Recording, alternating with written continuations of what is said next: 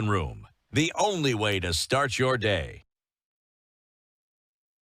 With the Aga Khan University Hospital, we're looking into optimizing bowel health, proper posture, and nutrition. Dr. Opio, good morning.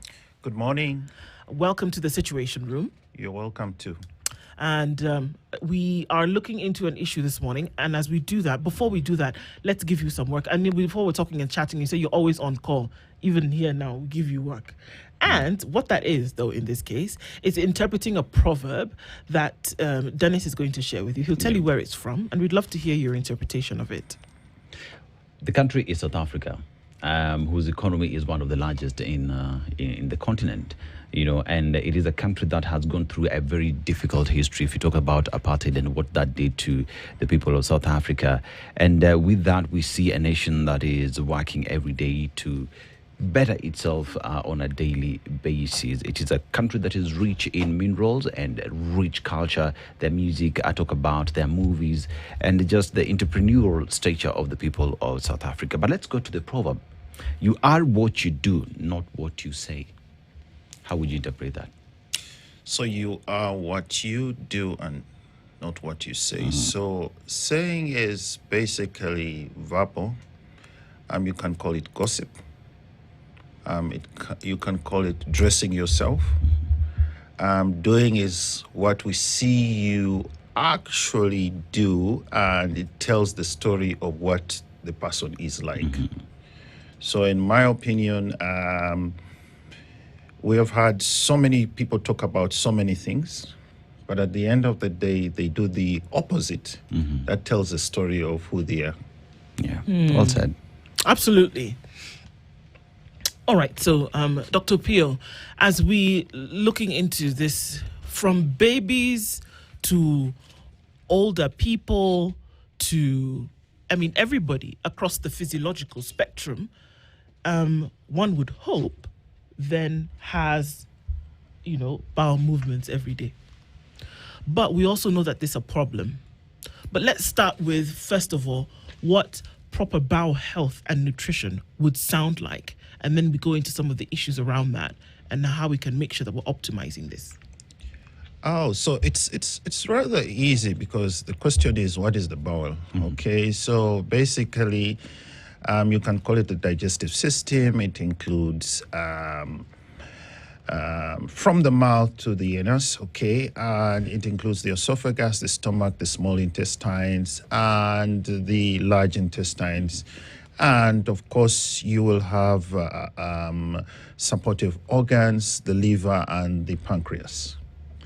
So the question would be, what is optimal? Of course, different people have different bowel habits. It depends on the environment. It depends on what you eat. It depends on what your health is like, because if your health is poor, you may have certain poor bowel habits. If you're on certain medications, you may also have certain poor bowel habits. And the issue is, for example, look at Lake Victoria. There's water in and water out, okay? What happens if there's no water out? The fish probably will die, okay? All right? So it's important that you have to have an entrance and an exit. And there are so many factors that may affect that. So in the human being, it's similar. So if we don't have a proper exit, then there's an issue. Again, back to Lake Victoria. If you don't have, say, rivers feeding into it, the rivers feed with probably silt and certain nutrients. The fish are not going to thrive and so forth. If you have a blockage somewhere, or if you have, say, the water hyacinth affecting the lake, what happens? The ecosystem is Destroyed. It's destroyed. Yes. So the bowel is an important ecosystem. It consists of, I would say, basically a compartment that enables you to take in nutrients. That includes water, foods, micronutrients, etc., and so forth, and also to process them, and in such a way that you're able to utilize them. if it so happens that there's a problem there, then you have the whole body having problems. So with that, I hope I've kind of set an introduction. I'm Yeah. just trying to make it simple. In terms of what it is. Yes. Okay. So, why is it important, this system that you've talked about, not just digestion, but for overall health? We tend to think, okay, well, so what? You eat, it does its thing. We've learned in science that there is the intestine for absorption, and then there's the other one for the other function. But we also know that beyond digestion, you can look at someone, or that somebody can go through a problem that will be connected directly to the bowel system. Why is that? So it's good you've used the right terms. In fact, I'm excited by how you have opened it out. So the issue is, let's start with there's the theory about, I'll now go a little bit technical, theory about the gut-brain axis, okay? So the function of the gut is not only for nutrition. Immunity is important, and also brain function is important. And of course, nutrition, it can affect other organs, okay? Say the heart, it can affect the vessels. You've heard of people who have heart disease. It can affect the kidneys if you're dehydrated. Some of these micronutrients are also very important. But I think for most people now, this is the link between the gut and your daily function, okay? It has been shown that a dysfunctional gut can affect your sleep, can affect your performance, can cause depression, okay? There are certain diseases where functional bowel diseases, or we call them functional bowel diseases, where the doctors looked for everything, but they have failed to find. And these individuals may present either with abdominal pain, which may be chronic. They may present with bloating. They may present with constipation. They may present with diarrhea. They may present with all of the above. Then on the extreme side, you may have people who gain weight, okay, and it may cause issues like sleep apnea and so forth. It may affect your usual activities, say your sex life and so forth, or you may wake up in an irritable manner because either you're constipated. So there's a lot of issues. Let's start with babies. When they're constipated, what happens? Have you seen babies? Yeah, they're busy crying, etc., and so forth. Let's go to children, okay? Some of them, you have noticed some children vomit in the morning because they have not slept properly and so forth. So it's kind of an interaction back and forth between the various organ systems and I would say the neurological system and other systems. And we all know that mental health is very important. So if you have dysfunctional gut, definitely your mental health is going to be a problem. So, okay. So let's talk about the bowel in terms of the quality of what it is we ingest, because it starts from there. So here's a question where, for me to have a good bowel, what are the foods that we keep being told balanced diet, but what exactly is balanced diet? You know, there is the aspect of water. There are those who say just ingest any liquid and you'll be good, because then again, at the end of it, when you're doing your business, it's going to be smooth. So let's just paint a picture of what one would ingest to help with a proper bowel. Oh, that is even better, because I'm going to give you my heretic thoughts. Yeah. So, which is different. So let's go back to history. Yeah. Okay. Your grandparents. Okay, let's say before the Portuguese came, what foods were they eating? Have we profiled that? Okay, what foods did the Portuguese introduce? What is the food that everybody runs for on the street? It is. Oh, right now? Yes, even previously, and it's a national food and so Maize. forth. So, Corn. Yeah. yes, who introduced it? The Portuguese. Was it here? No. No, it was not here. Everybody says it goes for maize. There were other foods. Yes, okay. there were. Okay. The roots. Yes. So, is there a clinical, a clear link between change of diet and increase in bowel, Issues. issues? Yeah. Yes, there is. It's definitely there. So, you just need to profile how people's diets have changed. Okay. Previously, your grandparents never used to see chips and so forth. You now it is standard. It's easier to go eat this, eat that. and Even so the forth. potato itself was So not a traditional. potato in itself is kind of a little bit different because it has a little bit more food quality. But again, the way it is used, in my opinion, is suboptimal. So you asked me what, in my opinion, is a balanced diet. Yeah. Half the plate, green leafy vegetables and tropical fruits. You can take the rest of the fruits, but I tell you, apple will not help your bowel move because it was introduced. Watermelon is watermelon. It reduces on your calories. When was watermelon? When did you see a lot of watermelon in this country?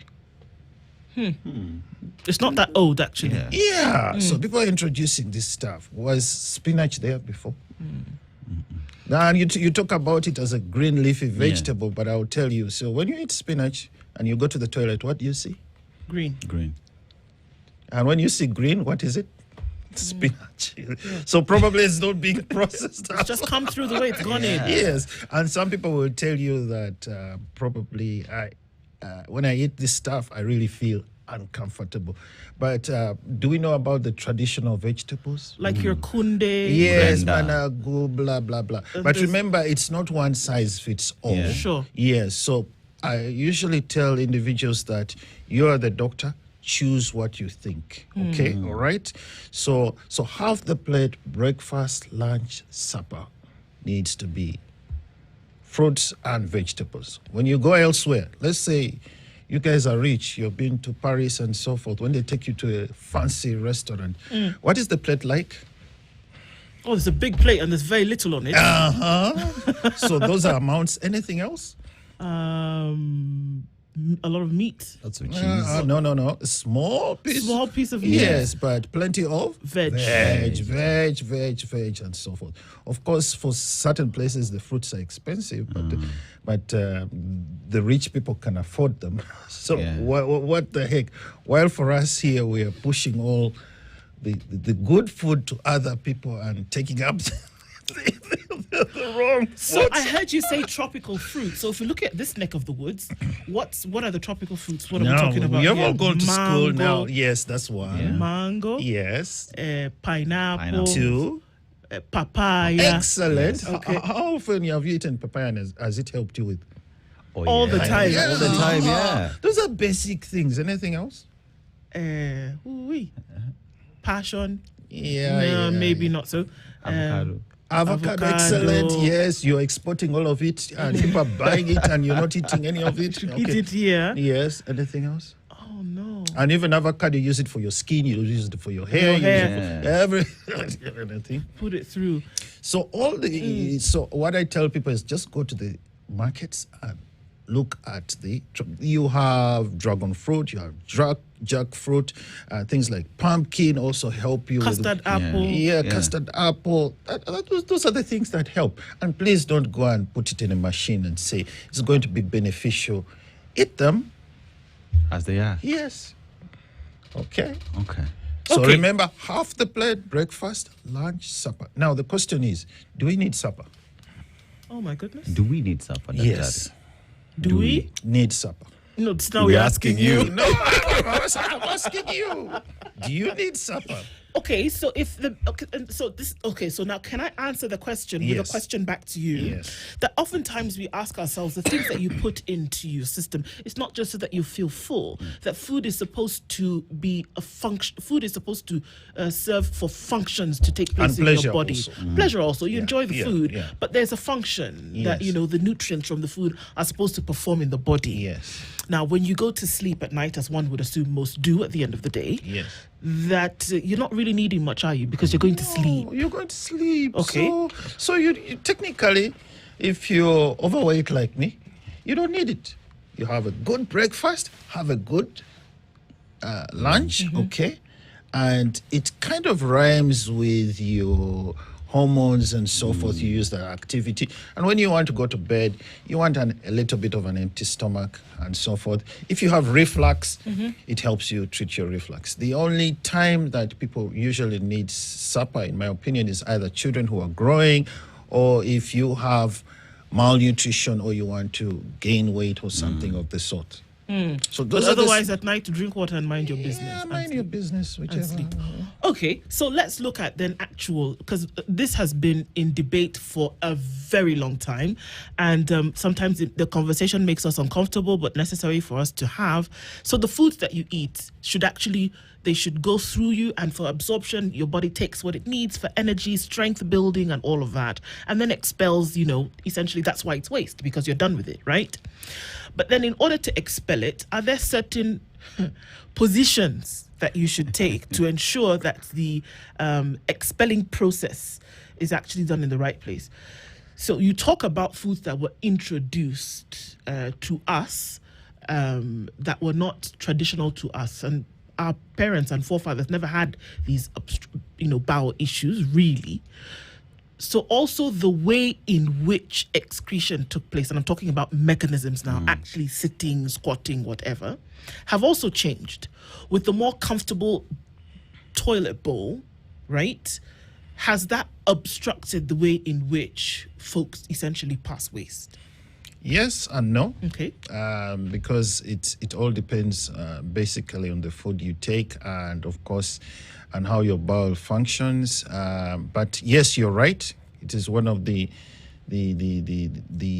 key components to, say, evacuation of stool.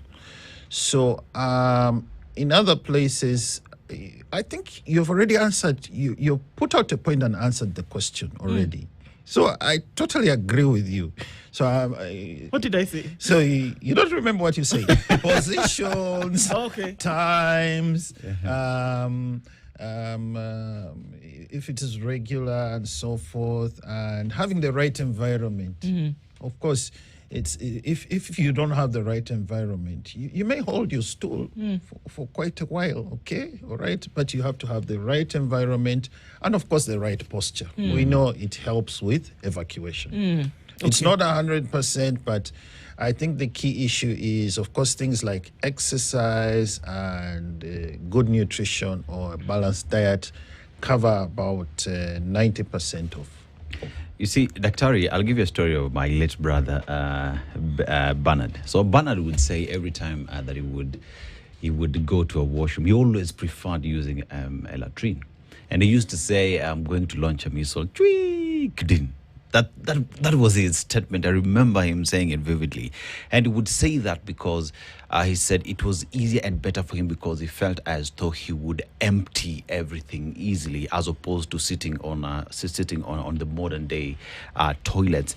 And one just asks the question, which one is best when it comes to evacuation or missile launching? Which one So is best? it's not one size fits all. That is what I always say. So we're all different, but it's, of course, it is if you wish to spend and you find it is acceptable to not put effort into passing the stool, sometimes using a latrine is better. Okay, all right.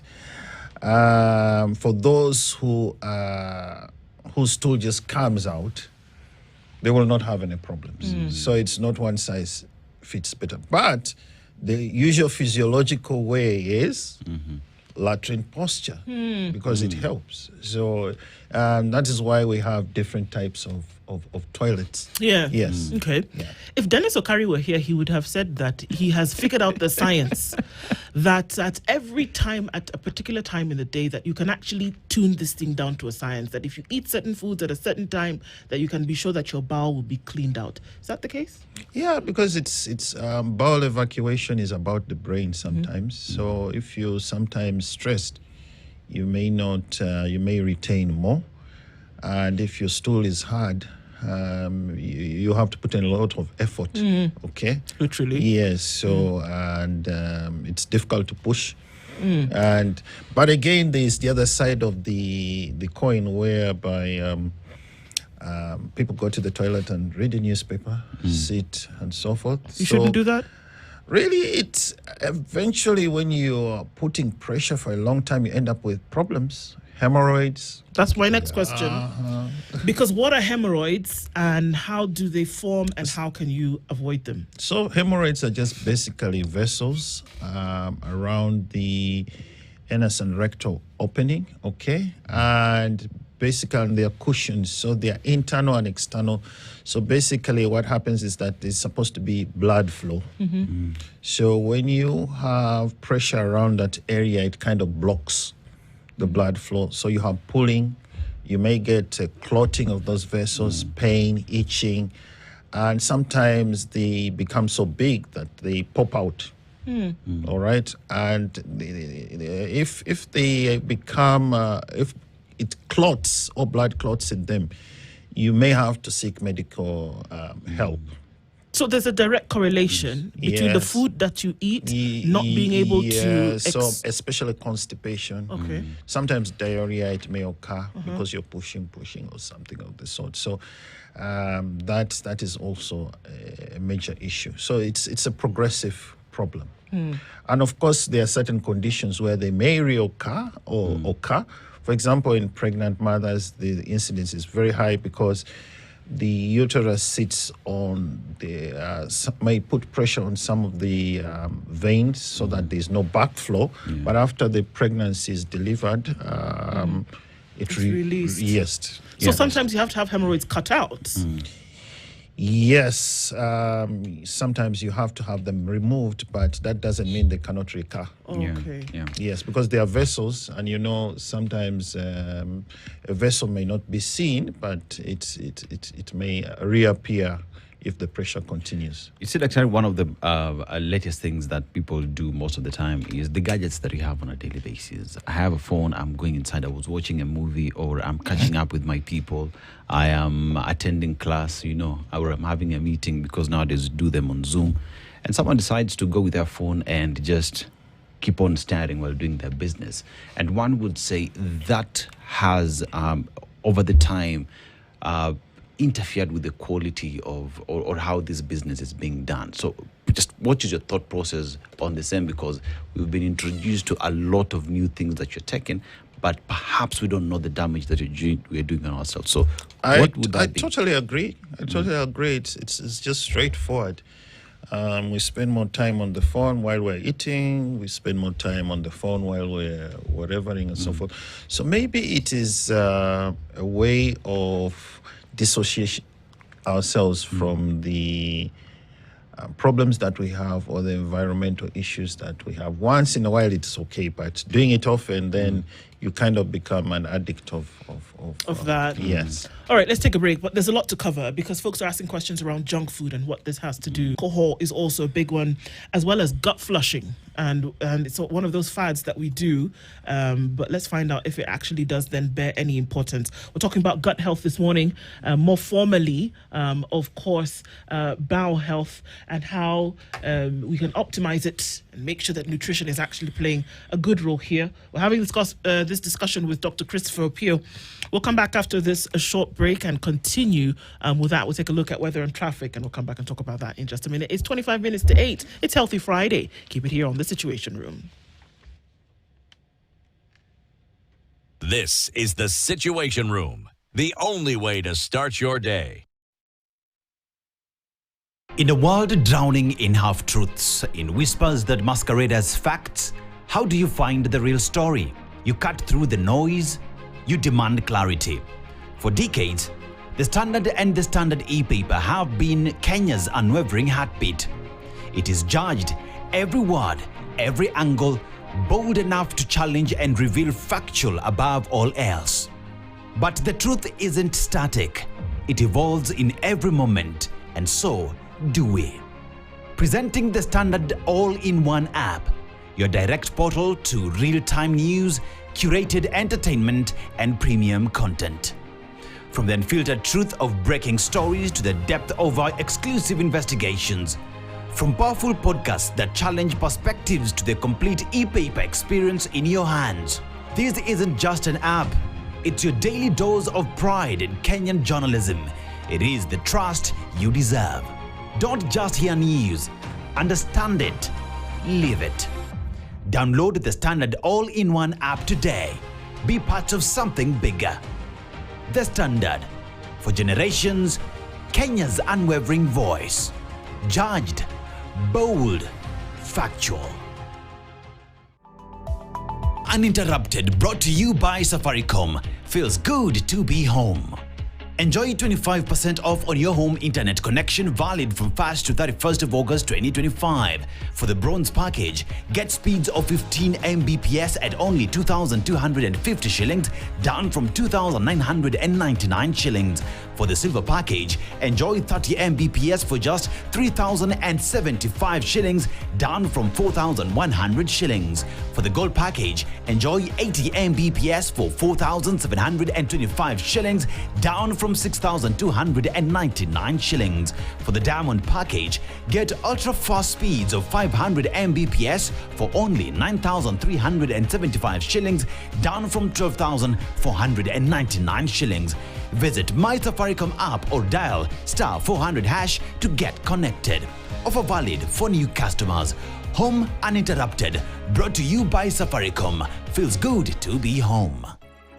Experience safety, security, entertainment, and more for the whole family.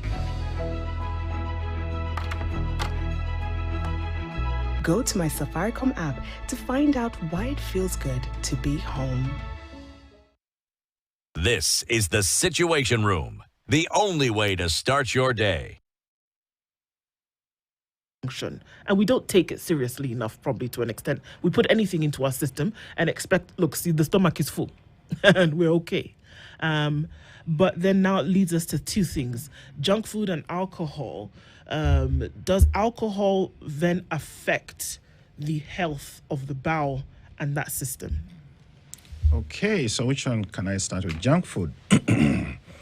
So it's interesting that the human being can eat rats, cockroaches in time of famine. You saw when there was a war in South Sudan, what they were eating and so forth. So the body is highly resilient, but if there's too much of everything, it's bad. So what I just do advise, if you follow the rule of half the plate, vegetables and fruits, a quarter carbohydrate, a quarter protein, then you're good to go. And maybe 2 meals or 3 meals as you see fit. The thing about junk food, sometimes it's addictive in terms of environment, in terms of situations, in terms of access, and sometimes it's also good to look at. And what happens is that we are being, we have these adverts that tell you about this. When you walk on the street, what do you see? Junk food. And they are so nice pictures. Immediately, it hits your eye, it goes to your brain. You think you need something and so forth. It's the easiest. And usually, for example, when I'm stressed and whatever, what do? I say, oh, there's junk. Yeah. Run for it. My solution. Then you say, but eventually the problems pile up. Okay. Alcohol. Is it legal? Yes, it is legal. How people fail to ban it? Yes. There's the Prohibition Act in the US in the 1920s. They had banned it. Even other countries have tried. There are states in India where they have tried to ban it, but they have failed. Do we know that it causes issues? Yes, it does. Okay. How does it cause issues? It's a recreational drug or product, of course, and it's cultural. So wherever I come from, if you go and visit people at home, you start with a pot of beer and so forth. Some people will start with maybe get wine after or before, and so forth. So it's cultural. So it's kind of difficult. The problem comes in when there is misuse. Okay, and when you start having misuse, you start having problems because you'll have change in bowel habits, you may have liver injury, you may have pancreatitis and so forth, and also your mental state begins to misbehave and so forth. And sometimes it causes a disorder in the system. It affects the normal flora, gut flora. And so you have imbalance between the good and bad bacteria. So the bad bacteria tends to take over.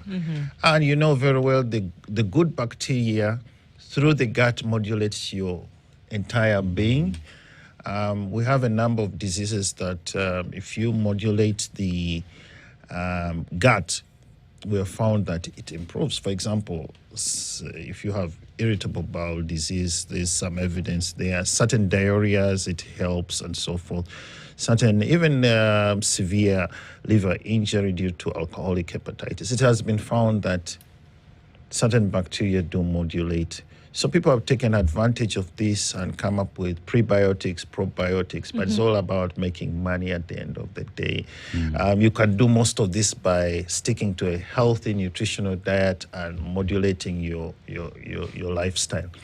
So, Dr. Harry, let's talk about something that is very common nowadays, and it's all about detox of the body. There is also the intermittent fasting that people undertake, and one would say one of the ways that has been working is blending things like spinach. Drink that throughout the day, and many are saying, we can even say some of our viewers are saying it has worked for them. What would be your position on that, and how does that affect your bowel movement or just the quality of life that one enjoys? You want my heretic thoughts?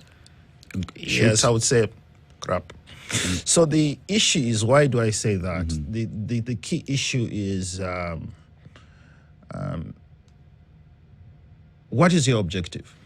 Okay, is it to lose weight, or is it to take up a fad that everybody is doing? What are you trying to address? Okay, so you need to think about it from that perspective, and remember, it's not one size fits all. Yes, different people respond to different things. There's always a good, bad, and ugly of something. Okay, for example, you've talked about modifying foods. The good thing about it is that you're doing some activity, you're enjoying what you're doing, you've created something new, you drink it. So what if you modify your spinach, you think it's going to help you? It's helping your brain. You're happy about it. You're comfortable, and if you drink it, you're content. Okay, because if I gave you food that you didn't like, would you? You wouldn't. You'd run away from it. Ugly side of it, you get fresh spinach, maybe grown in wherever where the sewage is passing. And the either hepatitis A or some bacteria or something, and you don't process your food properly, you end up with upset stomach. You may have to be admitted for it or something of the sort, and etc. Okay. The other issue is what happens that if you have one leaf that is toxic to your body and you blend it, you've mixed all the poison there. Probably you end up with liver damage or pancreatic damage or something of the sort. So those are the things that you think about. Then the issue of fasting. Yeah, intermittent or whatever the case is. So the question, people need to understand that our bodies are meant to keep energy. Okay? So our bodies are meant to limit the amount of nutrition. But what happens after intermittent fasting? Are you going to do it forever? So you keep on going up and down, up and down. So you probably lose 1 or 2 kilos, okay? All right. I would say, is that water, or is that the fat that you want to lose? But usually, most of the time, if you do it for a long time, it is maybe possibly fat, but I think it's more of water. So, and that is not really encouraging, and it's not good for your health. You may affect your kidneys, you may affect so many stuff. Then washouts. So why are you doing washouts? Is it because you're constipated? Or it's because you want your bowel empty when it's empty? Spring cleaning. But could you not spring clean with healthy diet? Okay. Yeah. So why should you go and push a tube and then do a washout? You feel fine, and then the next time you may actually get addicted to it. That is, and if we have individuals who use laxatives, there's what we call laxative misuse disorder or laxative abuse disorder. So these individuals cannot function without laxatives. And then you're scratching your head on how you're going to reverse that. It's a very difficult problem, and you can get the laxatives over the counter. They may come as nutraceuticals because there are two businesses. There's the pharmaceuticals, which are the kind of approved medications. Then there are in between, which are the nutraceuticals, which everybody, even you can make and sell on the whatever. Yeah. But at the end of the day, what is the objective of the person who is selling it to you? Make money. Indeed. Yes. So, Doc, I'm hearing you say that a lot of things that we do is based off bad information and the wrong information. And Yes. one would ask then, with all these that we like, it's good when you hear it, when you have testimonials from other people that it has worked for them, but it is the wrong information to consume, which makes the case for more education and proper information being shunned out there. But then again, how do we ensure that that happens? This is one of the ways, but then again, on a larger scale, how do we go about it? So it goes back to the people. It can come from the doctor. The doctor can just help, or the specialist can help. The way things are going to change, in my opinion, is I think the people need to make a decision. We just throw it out there and say, make a decision. It's like alcohol. So if it so happens that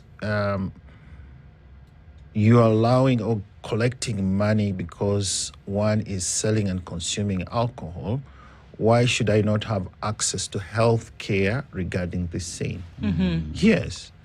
So if I have a problem, because not everybody will have a problem, people should be supported to work through that, okay? And I think one has to come up with groups, because leaving it to government or to the institutions, it has failed. It's not going to go, because if I would ask you for your health, how often have you subscribed to, yes, you subscribe to SHA, but how often have you used SHA? Once. Once. Yes. Are you entitled? Yes. Yes. And what have you done for an alternative? You have an alternative insurance, because see, this one will not take care of that. So primary health care is important. Education, starting at primary schools and going to secondary schools, those are things that I think are important. So if we can, churches, opportunities, like corporates, you come up together and say, have a cooking class, have a cooking competition, have this and that, can make a difference.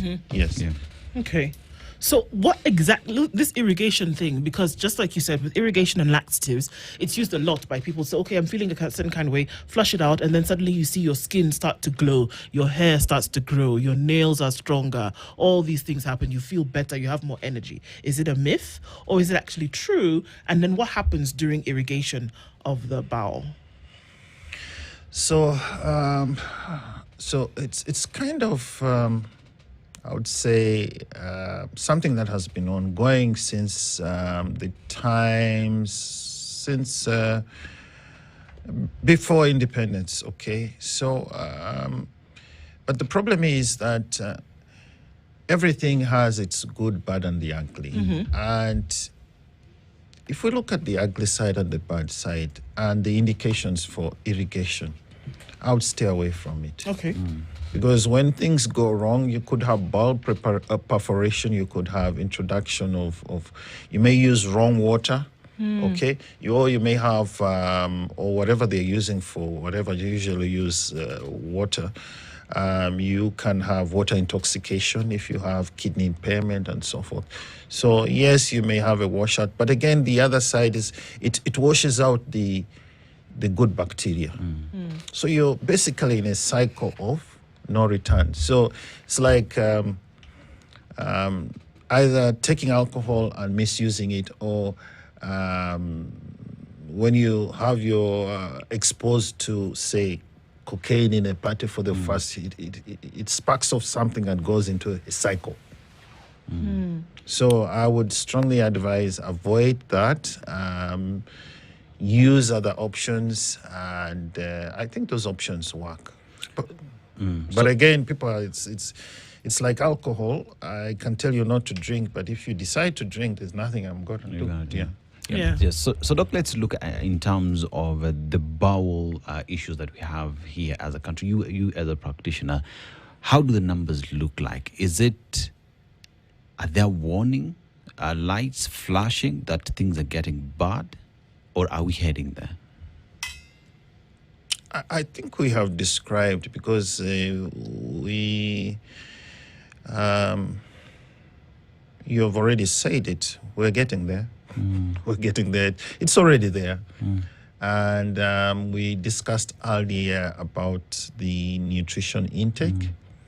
And we also described about people's complaints. For example, we have more complaints about problems like constipation, young people. It's really a problem, hemorrhoids, etc. So I think it's there. Alcohol is also picking up, maybe because post-COVID, all right, and maybe because of the stresses of economy or something, poor regulation.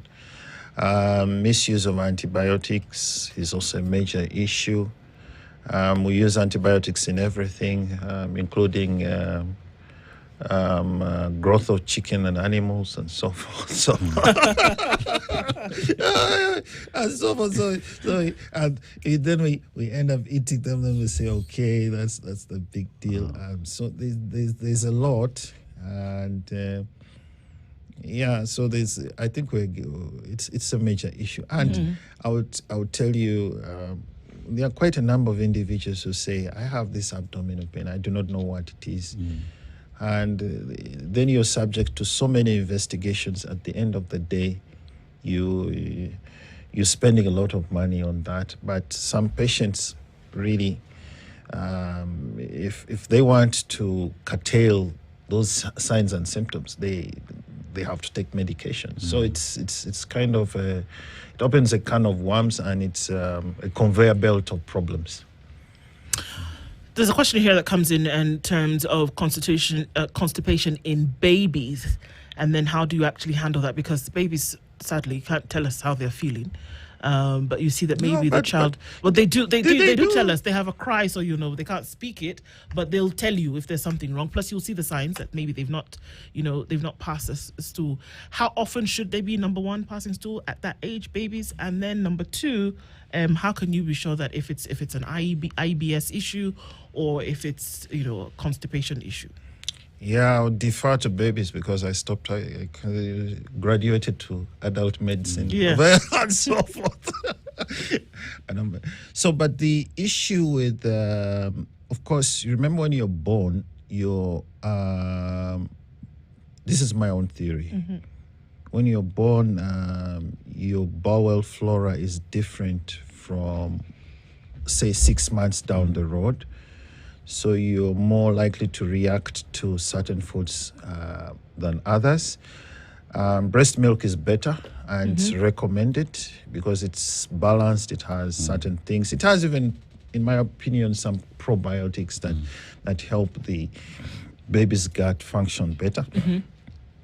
And how you breastfeed the baby also is important because have you seen people who chew gum sometimes? What do? Sometimes they have to belch. Yes. So you're busy swallowing air. So if you don't know how to breastfeed properly or place the baby properly, the baby's busy swallowing air. Then when you swallow a lot of air, what happens? You get bloated. You have this colic. You have this, that. And then some of the formulations, you have seen what mothers do. They keep on trying this. Try that, that. And everything that is suggested. Yes, everything that is suggested and so forth. So I would defer to the pediatric doctors and say, hey, can you sort this one out? Come up with ideas. You should call a pediatrician and tell them, can you give us 1, 2, 3, which that works. Then what was the other question? In terms of then, how do you tell her then what you do? Constipation in babies, so to know whether it's a more serious issue like IBS. So if a baby persistently fails to thrive, and is persistently vomiting, and you think it is of concern, you need to see a healthcare practitioner to find out what is going on. Yeah, because I remember it's babies may not tell you directly that this is causing problems, but they'll tell you indirectly.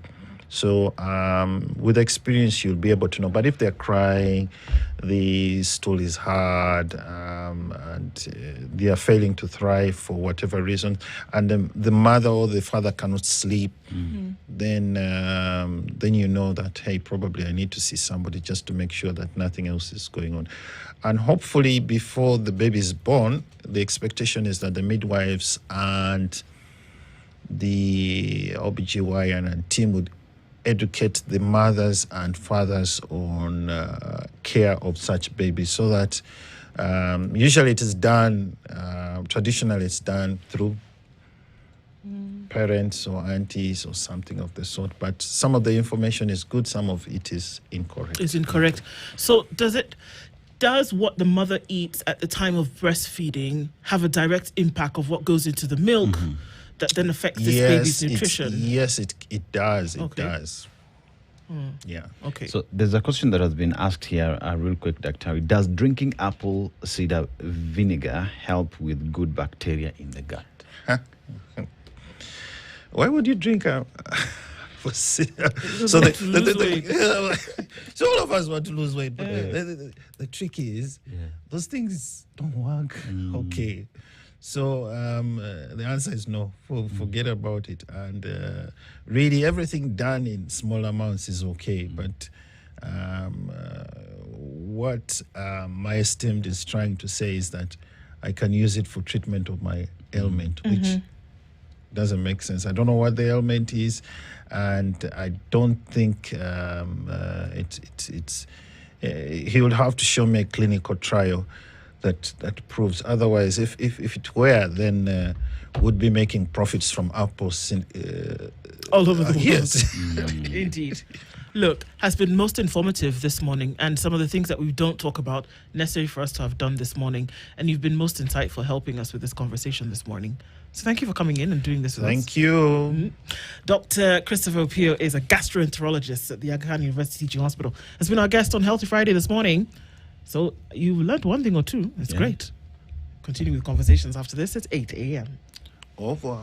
This is the Situation Room, the only way to start your day.